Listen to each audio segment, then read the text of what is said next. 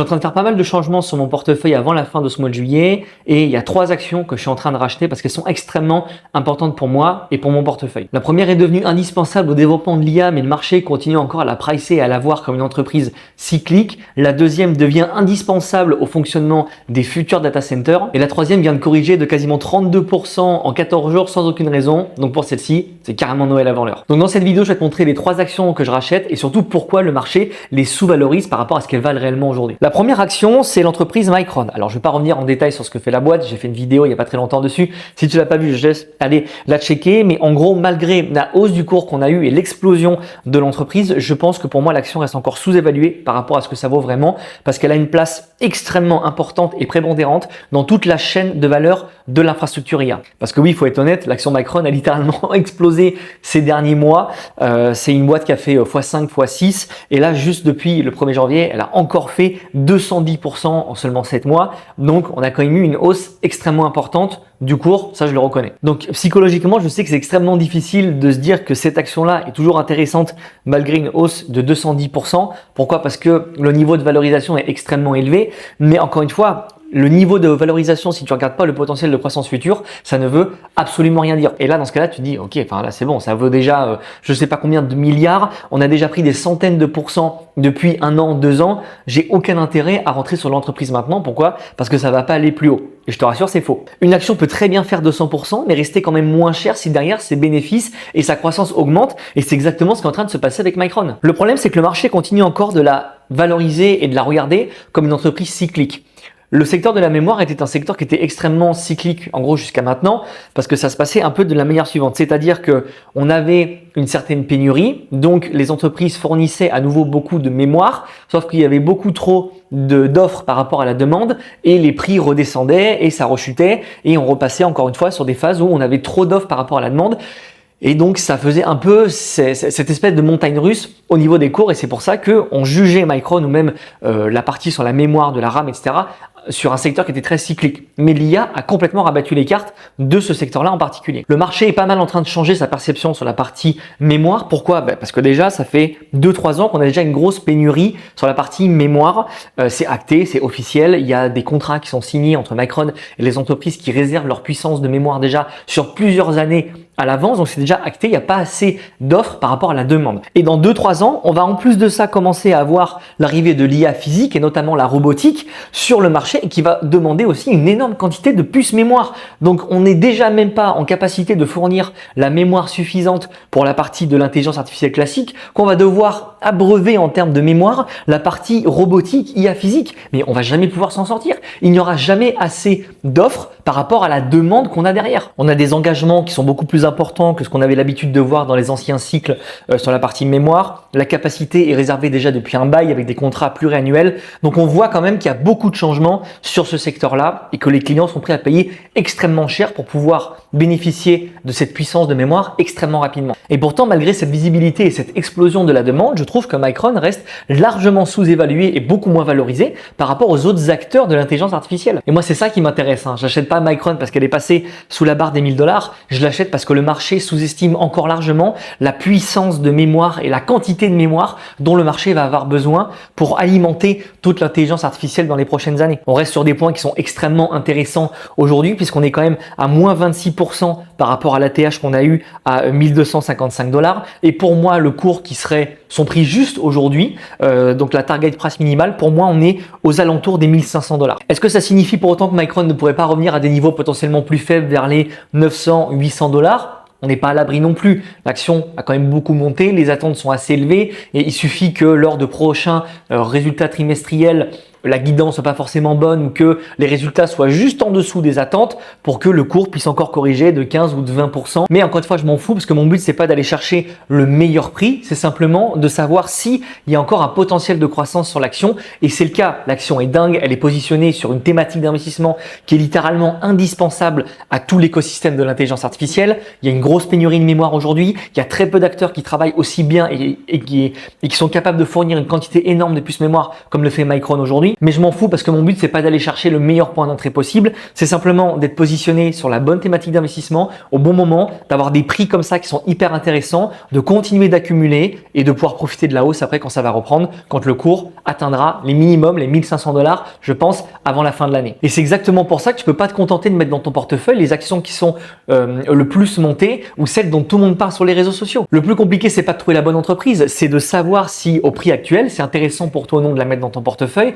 Ça va être de savoir combien tu vas devoir investir dessus, savoir quand vendre, savoir quand pivoter et surtout savoir l'inclure dans un portefeuille et dans une stratégie globale. Le but, c'est pas simplement de l'acheter et de la laisser dans ton portefeuille et advienne qui pourra. Tu vois, c'est pas comme ça que ça fonctionne. L'IA, c'est pas simplement acheter des entreprises comme Nvidia ou celles qui sont les plus connues. Il faut que tu arrives à capter ce truc de chaîne de valeur et de où est-ce que tu dois orienter tes investissements pour aller vraiment faire de la performance. C'est très bien si tu captes déjà les gros acteurs de l'IA, mais c'est pas vraiment comme ça que tu vas pouvoir faire des performances comme moi j'arrive à le faire aujourd'hui ou faire les performances qui te permettront vraiment d'atteindre tes objectifs et aller faire des années à 15, à 20, à 30% qui sont aujourd'hui extrêmement faciles, que tu le veuilles ou non. Il y a plein de gens qui disent qu'aujourd'hui c'est pas du tout possible de faire là des années à 30, à 20, même à 15% parce que tu es obligé de prendre beaucoup de risques. Mais à partir du moment où tu captes la chaîne de valeur de l'IA et que tu concentres ton portefeuille sur des entreprises comme ça, tu n'as aucune raison de ne pas faire des résultats comme je le fais aujourd'hui, à savoir 20, 30, 40, voire même 50%. À chaque phase du cycle, il y a des thématiques d'investissement, il y a des secteurs qui vont capter les flux de liquidité et c'est comme ça que tu arriveras à faire de la performance, c'est en étant toujours positionné sur ce qui capte continuellement la performance et en ayant toujours cette chaîne de valeur en gros qui est construite dans ton portefeuille tout simplement parce que tu as bien capté que la croissance ne restait jamais au même endroit. Il faut que tu aies un petit peu cette capacité d'adaptation et cette adaptabilité sur ton portefeuille de pouvoir toujours être exposé sur ce qui capte toujours la performance. Et tu verras que ça sera beaucoup plus facile d'aller performer que ce que tu crois. Donc si tu as déjà un portefeuille ou une somme importante à investir et que tu veux qu'on regarde un peu la stratégie et qu'on regarde surtout les entreprises sur lesquelles tu es déjà investi maintenant pour potentiellement corriger le tir, tu peux réserver ton appel avec moi avec le lien qui est dans la description de cette vidéo. On regardera tes objectifs, ton horizon d'investissement et ce qui est possible de mettre en place sur ton portefeuille actuel pour que tu puisses déjà lever les premières contraintes et être assuré de déjà faire de la performance juste après notre premier appel. Donc n'hésite pas, ça n'engage à rien, de toute façon tu sais comment ça fonctionne. Tu as le lien en description et aussi dans les commentaires épinglés. Revenons à la partie vidéo et la deuxième action que j'achète aujourd'hui, c'est l'entreprise Marvell. C'est pour moi une entreprise qui est assez difficile à valoriser tout simplement parce que contrairement à une boîte comme Micron, aujourd'hui Marvell, on peut pas dire que ce soit une boîte qui soit bon marché. Aujourd'hui, Marvell est une boîte qui est chère, j'en ai conscience. Est-ce que ça me fait quelque chose? Absolument pas, parce que j'ai déjà fait 153% de performance depuis que je l'ai, à savoir le mois de mars. La croissance attendue est déjà largement inclue dans son cours aujourd'hui, mais c'est tout à fait normal par rapport à là où l'entreprise est aujourd'hui. Mais ça m'empêche pas de vouloir quand même profiter de la baisse qu'on a eue, puisqu'on reste quand même sur des points qui sont extrêmement intéressants. À l'heure à laquelle je tourne cette vidéo, on reste quand même à moins 35% depuis son ATH à 330 $, puisqu'aujourd'hui le cours en vaut 215. Donc oui, quand on est sur des niveaux comme ça me donne envie de renforcer mes positions et surtout de continuer à accumuler grandement. Marvell, c'est vraiment une boîte que j'adore parce que au-delà du fait qu'elle soit boostée par Nvidia, elle est vraiment positionnée sur deux bottlenecks de l'IA extrêmement important, à savoir les puces personnalisées et la partie réseau photonique. En gros, les puces personnalisées, si tu sais pas forcément ce que c'est, les hyperscalers, c'est-à-dire des boîtes comme Google, Microsoft, Amazon, etc., elles veulent pas forcément dépendre uniquement des puces standardisées qui sont proposées par Nvidia, donc elles ont besoin de puces personnalisé pour répondre à des tâches extrêmement spécifiques. Donc l'objectif, ça va pas être de remplacer Nvidia parce que c'est littéralement impossible, mais ça va être simplement de concevoir des puces annexes qui sont conçues pour un besoin qui est extrêmement précis. Et ces puces-là, elles ont un énorme avantage, c'est qu'elles sont moins coûteuses, elles sont moins consommatrices en termes d'énergie et surtout beaucoup plus efficaces qu'une puce généraliste parce qu'elles sont uniquement conçues pour faire une seule tâche spécifique. Et Marvell accompagne justement ces hyperscalers dans la construction de ces fameuses puces personnalisées. Et ça, c'est hyper bien pour Marvell. Pourquoi? Parce qu'à partir du moment où une grosse boîte commence à concevoir et à acheter des puces chez Marvell, après, derrière, c'est extrêmement compliqué pour elle de changer d'infrastructure. Et oui, parce que tu changes pas de fournisseur du jour au lendemain sur une puce qui t'a demandé des années de développement, des milliards de dollars d'investissement et surtout que c'est complètement intégré, toi, dans tes infrastructures. Donc, c'est littéralement impossible de pouvoir changer ça du jour au lendemain.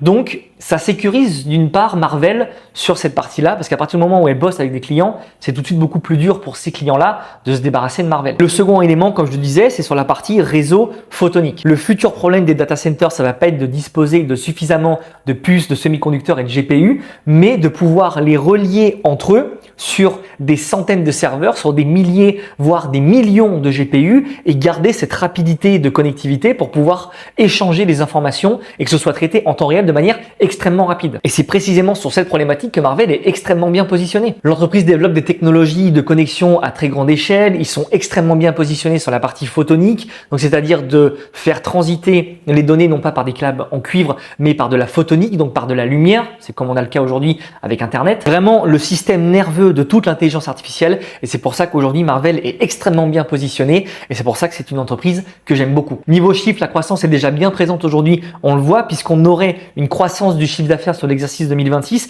de plus 42% pour un chiffre d'affaires visé d'à peu près 8 milliards de dollars. Donc on n'est pas simplement sur une entreprise qui inclut dans ses rapports le mot intelligence artificielle pour profiter de la hype. Aujourd'hui, elle bosse avec des acteurs majeurs du secteur, elle génère de l'argent et elle aura une place prépondérante dans les 5-10 prochaines années du système nerveux de l'intelligence artificielle. Il y a même Bank of America qui a jugé que Marvell serait l'un des plus gros acteurs de l'intelligence artificielle et l'un des mieux positionnés sur tout cet écosystème-là, et je suis plutôt d'accord avec eux. Alors la récente correction ne rend pas forcément l'action bon marché pour autant, mais par contre elle la rend juste plus cohérent par rapport à là où elle est aujourd'hui et à sa croissance future. Donc c'est clairement pas l'entreprise la moins risquée de toute cette vidéo, ça c'est sûr, mais par contre son positionnement est ultra stratégique parce que le fait qu'elle soit sur les puces personnalisées et sur la partie réseau photonique va lui permettre de devenir l'une des entreprises les plus importantes de toute l'infrastructure IA dans les prochaines années, et ça j'en suis clairement convaincu. Donc c'est pour ça qu'au prix actuel, je rachète, je renforce mes positions et je continue d'accumuler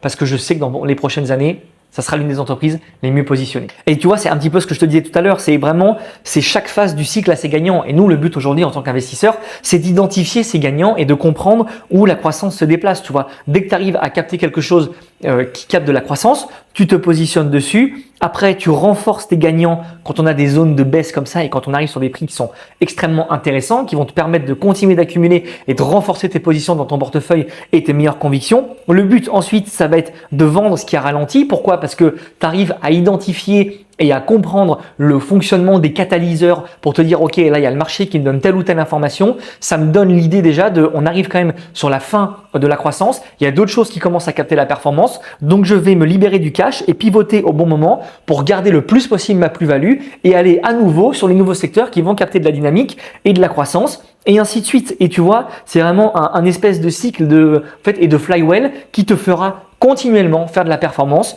Tu regardes ce qui capte la croissance, tu renforces quand ça baisse, tu accumules, tu vends au bon moment quand il y a des bons catalyseurs sur le marché et tu pivotes pour aller mobiliser ton cash sur quelque chose qui va à nouveau capter de la performance, et ainsi de suite. Et tu fais ça toute ta durée de vie d'investisseur, et je te garantis que si tu fais ça, tu feras continuellement de la performance, et crois-moi que les 15 ou les 20% par an, tu les feras tranquillement. Donc la troisième et dernière action de mon portefeuille et la position que je renforce pour ce mois de juillet, c'est l'entreprise Nebius Group. Je t'ai présenté l'action il y a quelques jours quand j'avais fait une vidéo sur ce qui s'était passé au début du mois de juillet entre Meta et Nebius, donc je ne vais pas trop faire un topo sur ça. L'action avait complètement explosé au début du mois de juin, on était monté à 300 $, et aujourd'hui le cours a corrigé de moins 32% puisqu'on est à 206 $ à l'heure à la question de cette vidéo, mais je reste quand même à plus 137% de performance depuis le 1er janvier, depuis que j'ai inclus cette action dans mon portefeuille. Donc l'action a plutôt bien corrigé puisque voilà, comme je te dis, on est à moins 32%, mais c'est ultra intéressant et moi, ça me fait grandement sourire parce que là, c'est clairement Noël. Pourquoi? Parce que la baisse qu'on a eue n'est liée à absolument